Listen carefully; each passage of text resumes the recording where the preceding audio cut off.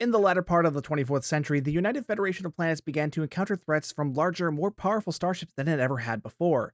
The Dominion produced a battleship twice the size of a Galaxy-class starship during the Dominion War. The Sovereign-class USS Enterprise E was just barely able to defeat the Reman Warbird Scimitar at the Battle of the Basin Rift, and that was with the assistance of two Romulan Mogai-class warbirds.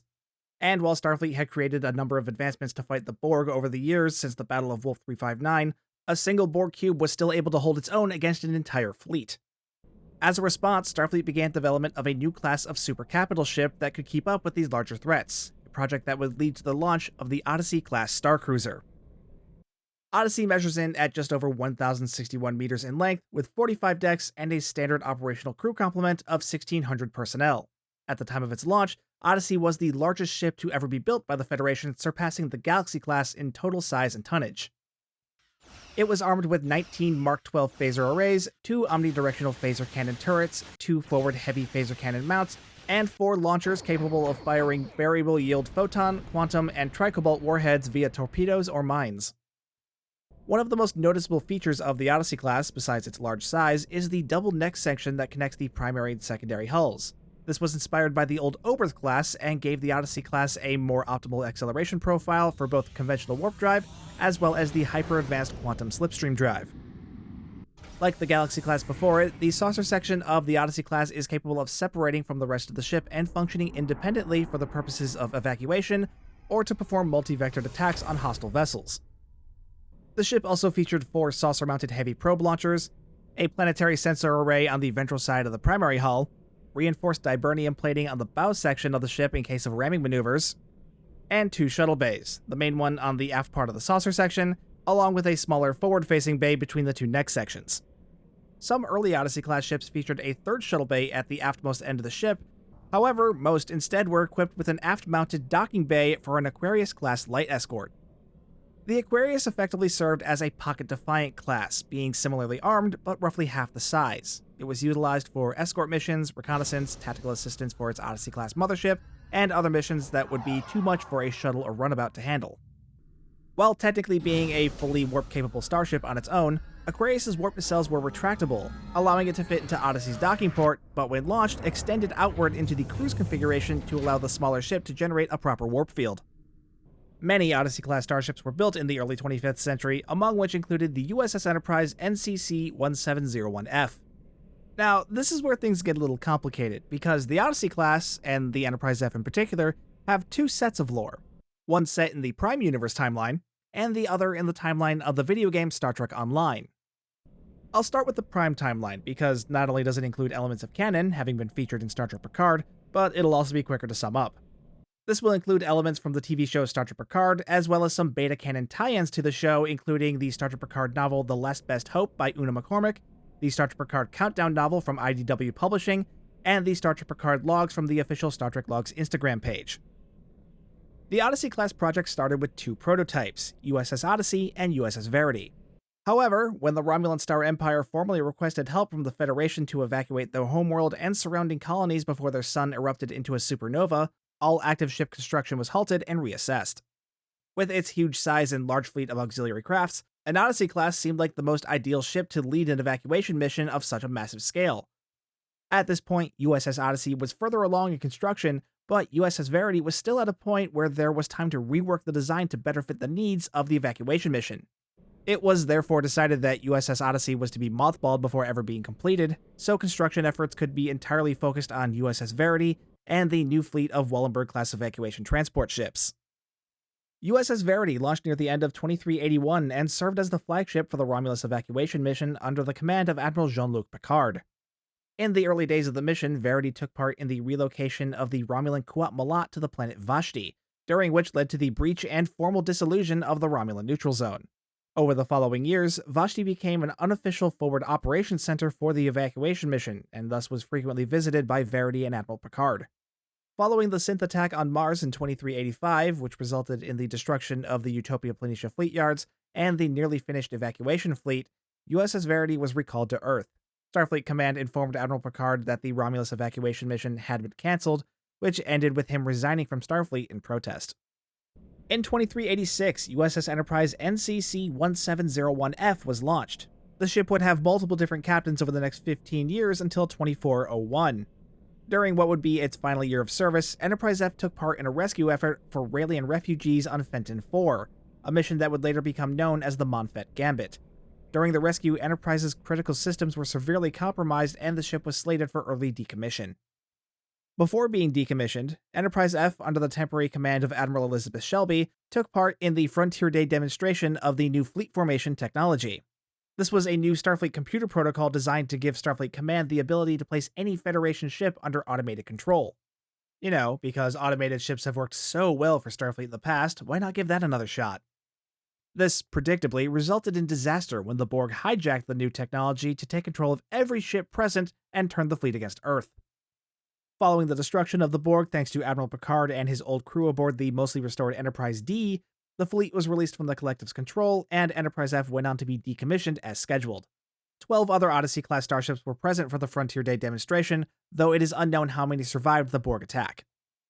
So that was the lore set in Star Trek's prime timeline. However, the Odyssey-class and the Enterprise F have been around for quite a bit longer than Star Trek Picard. Originally, Star Trek Online, the video game from which the Odyssey-class was introduced, had the USS Odyssey launching in 2409, where it took place in a shakedown cruise at the Utopia Planitia Fleet Yards. However, Star Trek Online later retconned this to fall in line with the lore set by Season 1 of Star Trek Picard and the Star Trek Picard Countdown comic book. So, Odyssey and Verity began construction in 2380, Odyssey was mothballed to focus on the Verity's completion for the Romulus evacuation, and Verity would launch the following year. After the synth attack and a sudden shift in the Federation to more isolationist policies, the Odyssey-class project was put on pause, and Verity was sent to join her sister ship in the Mothball fleet. Over the next couple decades, tensions between the Federation and the Klingon Empire began increasing once again to the point of open warfare. Romulan space fell further into chaos as multiple factions vied for control of what was left of the Romulan Star Empire, and the True Way extremist movement began making a resurgence within the Cardassian Union. With all this happening in the galaxy, it was eventually decided to revive and modernize Project Odyssey as a defensive measure.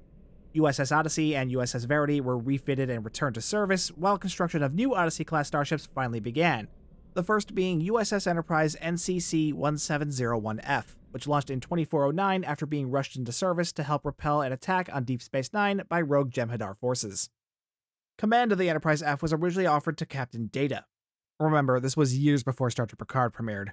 At the time, Star Trek Online was still adhering to the events set in the Star Trek Countdown comic that tied into the 2009 Star Trek movie.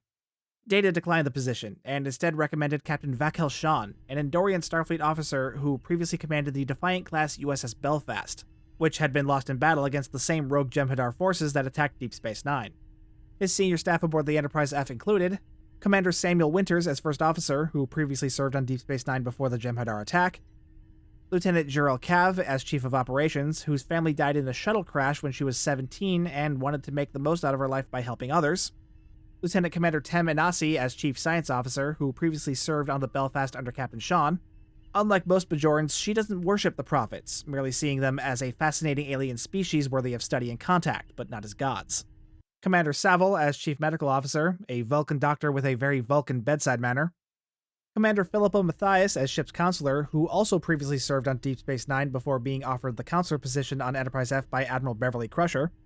Commander Kiona as Tactical Officer and Chief of Security, the first Cation to serve on the bridge crew of an Enterprise since Maress of the Constitution-class Enterprise. She also previously served on the Belfast under Captain Shawn. And Lieutenant Commander Kiriyoshi O'Brien. Yes, that Kiriyoshi O'Brien, as Chief Engineer, who was previously stationed at Memory Alpha.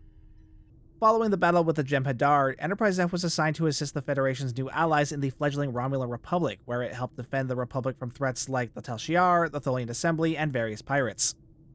Enterprise and Captain Shawn were also present when the Romulan Republic attempted to reactivate an Iconian gateway found beneath the surface of New Romulus, formerly known as Dewa 3, which led to the discovery of a Starship-sized gateway in the Duret system and the Solanae Dyson Sphere. Due to the tumultuous times of the early 25th century, Enterprise F would see more than its fair share of combat, starting with the defense of Deep Space Nine from rogue Jem'Hadar on their maiden voyage, to the defense of Earth and Kronos from a massive attack by Species 8472, eventually leading to the largest conflict the Alpha Quadrant had ever seen, the Iconian War. Enterprise F was present for many battles throughout the war with the Iconians, including the final one above Earth, later dubbed the Battle at Midnight. While the war ended there, Enterprise had taken catastrophic damage to the point that the crew had been forced to abandon ship. After being towed to the Utopia Planitia fleet yards, which had been rebuilt sometime before 2409, Enterprise was not only repaired but extensively refitted. While many Odyssey-class ships were lost in the Iconian War, their presence was often a determining factor between victory and defeat in many different battles. Most of the surviving ships of the class required extensive repairs and refitting, but because of how massive and generalized the Odyssey-class was, the process would take far longer than Starfleet would have liked. So it was decided to streamline the Odyssey's extremely diverse mission profile with new refits in order to get these super capital ships back in active service that much sooner.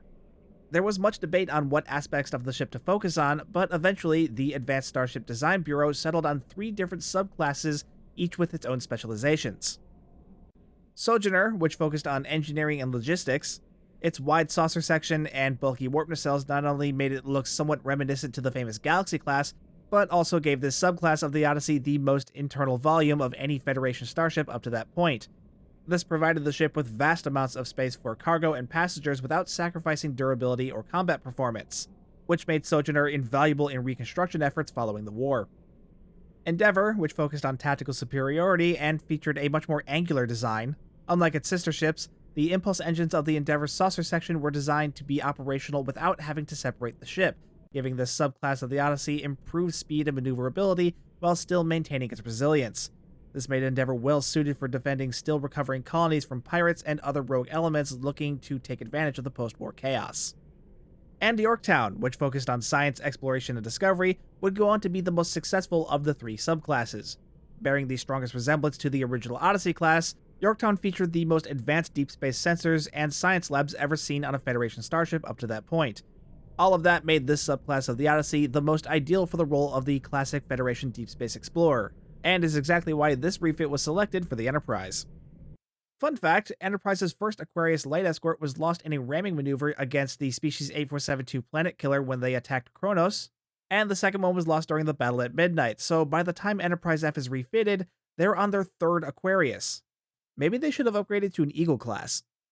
After almost a year in dry dock, the now Yorktown-class Enterprise F launched in 2410 in time to, once again, help defend Deep Space Nine. This time from an attack by the Zenkethi Coalition, who had launched an attack on Bajor as part of their effort to fight an enemy they called the Drenzuli, who were later discovered to be related to the Herc, but they did so by not explaining the situation to anyone else and just started wiping out entire planets with protomatter-based weapons. This was generally frowned upon by the surrounding galactic powers. And that's just the tip of the iceberg. That situation ended up getting way more complicated. Dominion kind of complicated. At the outbreak of the Klingon Civil War of 2411, Enterprise F was present when forces of House Mokai destroyed a Federation space station in the Sedea system. After rescuing survivors, Enterprise went on to help battle House Mokai forces at the Kuvok colony, only to witness them using a weapon that opened a mycelial rift on the planet's surface. Shortly after, at Khitomer, Chancellor Jimpak, the leader of the Klingon Empire, framed House Mokai's leader Ja'ula, who apparently didn't order the use of the mycelial weapon on Kuvok, it was actually that guy with the Gowron eyes, by using a similar weapon on the headquarters of the Khitomer Alliance as an excuse to further escalate the war. Enterprise was one of the ships sent to pursue Ja'ula and her allies. Don't worry though, Jimpak got what was coming to him in the end. Later that year, Enterprise was present for several incursions from the Mirror Universe by the Terran Empire. This led to a crisis involving the Mirror Universe version of V'ger because the Terran Emperor, Wesley Crusher, was trying to turn it into a weapon that he could use to remake the multiverse. Elements of the Terran Empire who feared the Emperor was putting his own power above the Empire's temporarily allied with the Khitomer Alliance to stop him, including Admiral Leda, who commanded the ISS Enterprise F.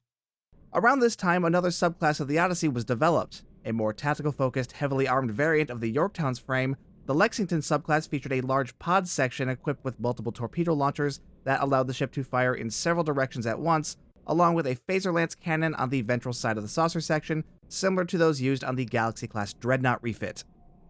By 2412, the Enterprise was involved in the conflict against the Etherian Concordium, who presented themselves as benevolent protectors from another universe, offering to help the Khitomer Alliance fight off variants of the Borg that were invading from other universes. Shockingly, however, the Etherians later revealed themselves to be yet another variant of the Borg, one that had fused with the Icodians of their universe and sought only to assimilate other universes into their ether. Most recently, Enterprise F took part in a mission to lure and capture who they thought was the Etherian version of the Borg Queen with the help of the flagships from the Klingon Empire and Romulan Republic, IKS Bortosk and RRW Lisette. It didn't go very well. There have been a few appearances of different Enterprise Fs from alternate universes, both in and out of Star Trek Online. As stated earlier, the Mirror Universe's Terran Empire had its own ISS Enterprise F commanded by Admiral Lita. This Enterprise F launched as an Odyssey-class, but was later refitted to a Lexington subclass, giving it greater firepower than its Yorktown-class counterpart from Star Trek Online's Prime Universe. Before the Etherians had revealed their true motives, a Federation starship traveled to another universe and encountered a different Enterprise F, one that was still an Odyssey-class, was part of a Federation that had been absorbed into a benevolent Iconian alliance, and was under the command of Sela, who was a Starfleet captain in that universe. They were fighting a version of the Borg that had originated from Section 31's rogue AI, Control. Oh, and their Borg Queen was Tasha Yar. Man, things can just never be normal for those two, can they? In an alternate future that was visited by Captain Sisko and the crew of the USS Defiant that was created by the formation of a red wormhole, there was a different Enterprise F in service from 2382 to 2388. This Enterprise F was the first of its class, featured a multi-vector assault mode, and was described as the Defiant to the 10th power. This Enterprise F was first commanded by Admiral Jean-Luc Picard and later by Captain William Riker. It was lost with all hands when Earth was destroyed by aliens known as the Grigari. That timeline was aborted when the Defiant crew returned to their own time and prevented the formation of the red wormhole. In another future, there was an Enterprise F in active service by 2408. It was commanded by Commodore Data and had a crew of just over 2,000 members. This timeline was aborted with the prevention of Deanna Troy's death in 2368. So, that's the Enterprise F's lore so far as of recording this. Though, because Star Trek Online is in active development still, depending on when you're watching this, Enterprise F may have been involved in more adventures since I made this video. So, if you want to see more of the Enterprise F, go play Star Trek Online. But since this is my video, and because the Enterprise F is my favorite ship in Star Trek, I'm going to get a little self-indulgent and talk about how I would introduce the Odyssey-class and the Enterprise F, assuming I had that power and could do whatever I want even after the fact. Thanks to Star Trek Picard, the Odyssey-class was retconned to be older than originally intended by Star Trek Online. Though this idea never really bothered me because of the Yorktown-class refit and the other subclasses. In the game's original lore, the Enterprise F had only been around for about a year before the Iconian War broke out, it receiving a massive structural refit comparable to the 2270s refit of the Constitution class after only a year in operation, even after something as crazy as the Iconian War, never really sat well with me. It felt too soon, but I think making Odyssey older fixes that. However, I think they went too far back with it. 2381 is too early for the Odyssey class to launch, in my opinion. For context, that means USS Verity launches during the third season of Star Trek Lower Decks. That's only 2 years after the events of Star Trek Nemesis. Even as a prototype, I think the 2380s in general is too early for the Odyssey class to exist. Funny enough, Star Trek Online kinda has a solution for this. The Verity class. Named as an homage to the USS Verity from the Star Trek Picard Countdown comic book, this ship was meant to be an earlier predecessor to the Odyssey class, and was designed to more closely resemble the original concept art of what would become the Enterprise F with similar styling to the Sovereign class. I could see this ship existing in 2381 way more easily than the Odyssey class. Remember how the Defiant was introduced in Deep Space Nine?